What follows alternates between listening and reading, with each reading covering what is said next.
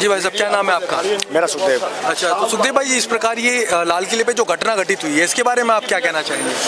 देखो, कहीं ना कहीं ये टेररिस्ट का कनेक्शन दिख रहा है, क्योंकि भारत की आर्मी पाकिस्तान से लड़ रही है, अमेरिका से लड़ रही है और कई देशों उनसे लड़ रही है, लेकिन जो देश में ही देशद्रोह हैं उनसे कैसे लड़ा जाए? अच्छा, ये एक देखने वाली बात है। क्या हम इस भारत जैसे मुल्क में रहते हैं और एक भारत दुनिया का सबसे सुरक्षित देश भारत है, लेकिन भारत में रह के भारत का खाएंगे, भारत का सब चीज़ करेंगे, लेकिन भारत इस तरीके से अगर कार्रवाई करेंगे, बम ब्लास्ट करेंगे, तो बड़ी केंद्र सरकार को, अमित शाह जी को और तमाम जो एजेंसी है उनको भी सतर्क रहना चाहिए। अच्छा, क्या इन फ्यूचर कभी भी इन चीज़ों के दोबारा ना हो। अच्छा, क्योंकि जिनके जान जाती है उन्हीं का दर्द उनको ही पता है। अच्छा, आप ये देखिए ना, जिस दिन ब्लास्ट हुआ उस दिन कितने लोग मारे गए थे,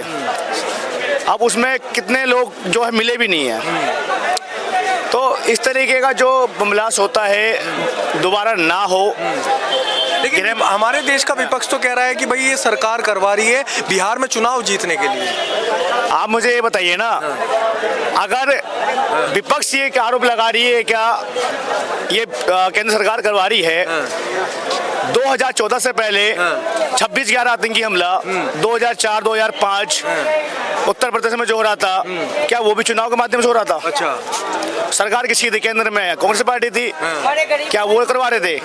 देखो, इन चीजों में किसी प्रकार कोई राजनीतिक नहीं होना चाहिए। अच्छा, 140 करोड़ जनता को एक साथ आना चाहिए और जितने भी आतंकवादी है जो इस तरह के काम कर रहे हैं उसके ऊपर जो सख्त कार्रवाई होनी चाहिए, चाहे किसी भी जाति धर्म का यहाँ पे कोई लिंग नहीं हो रहा। अच्छा, हिंदू, मुसलमान, सिख, क्रिश्चियन सारे के सारे एक साथ मिलके इन आतंकवादियों के साथ लड़ना है।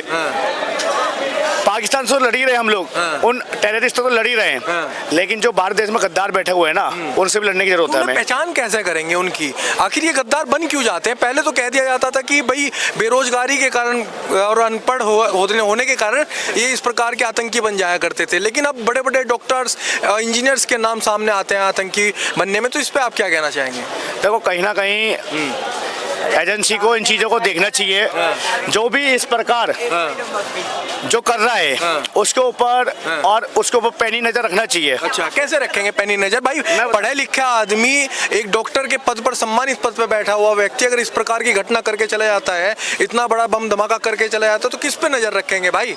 मैं वही तो कह रहा हूँ पत्रकार महोदय, क्या हमें सोशल मीडिया और जितने भी तमाम जो विदेशी लिंक है, जो ऐप के माध्यम से जो इलीगल तरीके से यहाँ पे जो चल रहा है, जो टेलीविजन मंत्री है, उनसे भी रिक्वेस्ट करना चाहता हूँ, क्या इन जितने भी सोशल मीडिया है इसके ऊपर भी प्रतिबंध लगना चाहिए। अच्छा, क्योंकि इनके माध्यम से ऐसी दुर्घटना हो रही है। अच्छा, हमारे देश में ना जाने कितने ऐप है इलीगल तरीके चल रहा है। अच्छा, चाहे सोशल मीडिया हो इलीगल चल रहा है, उनके ऊपर सख्त कार्रवाई होना चाहिए।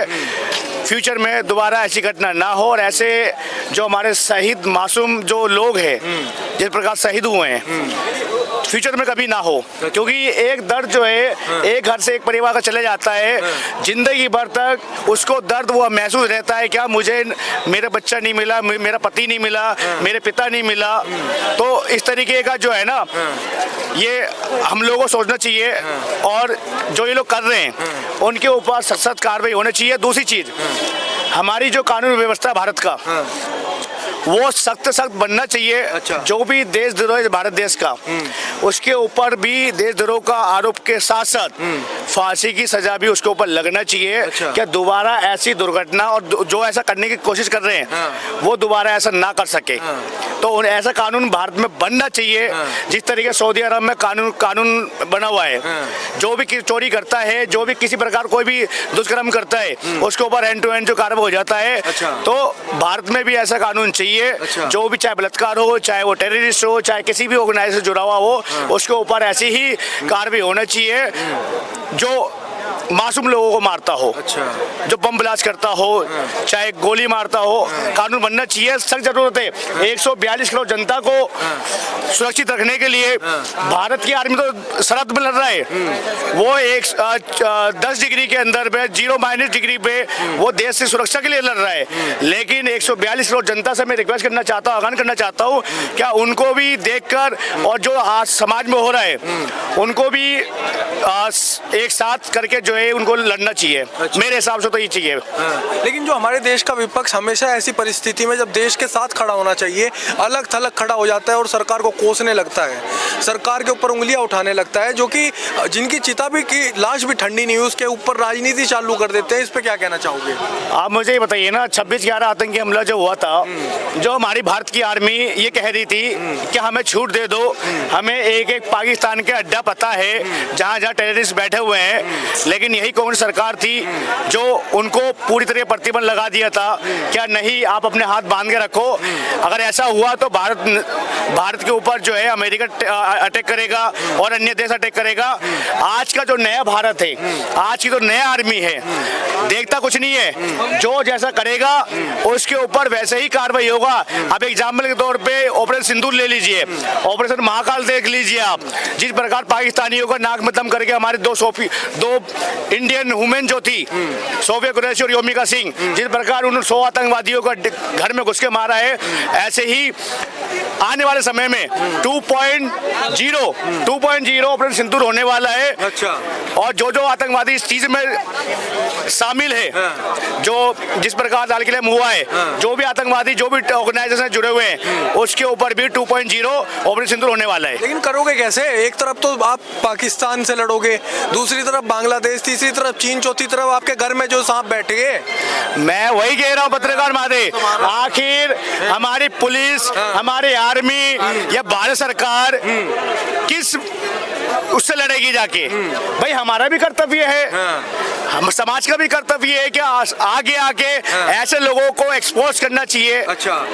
भाई हम लोग सुरक्षित है क्योंकि भारत की आर्मी सैनिक में वहां पे बैठे हुए हैं, बॉर्डर में बैठे हुए हैं, उनके वजह से हम सुरक्षित है। उनको सुरक्षित करने के लिए हमें भी आगे आना पड़ेगा, 142 करोड़ जनता को सामने आना पड़ेगा।